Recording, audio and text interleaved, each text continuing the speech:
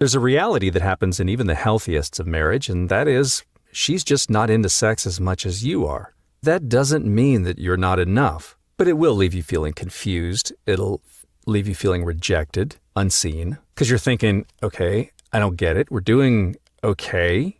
We're not fighting. Things are fine, but why is sex so low on her list? And this could really be triggering. It makes you feel like less of a man. But even in the healthiest marriages, sex is not always a priority for wives that it is for husbands. And that's not always a red flag. It's just biology. That's stress. That's wiring. The difference between men and women. It's life. But the real damage happens when a man, especially a wounded one, takes it as rejection and then makes it mean something about his worth.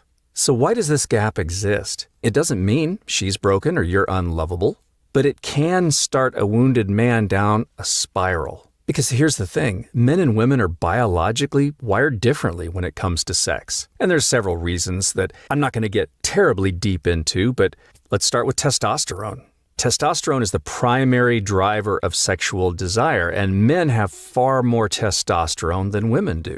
So even in a perfectly healthy, loving, emotionally connected relationship, you're probably going to think about sex more often, and you'll probably prioritize it higher. And you will feel more distress when it's absent. It's not necessarily dysfunction, it's just biology.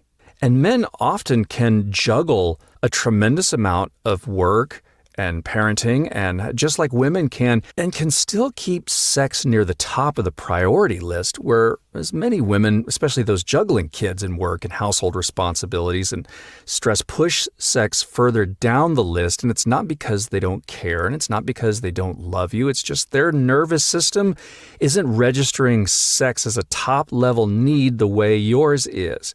And I do understand that there are some women out there that may prioritize sex a lot more than their husbands, but I'm talking about biological as a whole. And if you're in this situation, you just have to notice if you're taking it personally, because this is where things start going off into the weeds. Because you start believing that if she wanted me, we'd have more sex. If I was attractive, she'd initiate sometimes. If she loved me, she'd make more of an effort.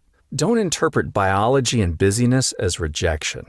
And if you're carrying a wound, a story that says, I'm not enough, you're carrying false core beliefs from your childhood, then her low desire becomes a trigger and not just a part of life. And now it goes beyond just being a dry spell. It becomes your identity, your sense of self-worth. And then the pain that creates, it's not really about her. It's about you and your unhealed story.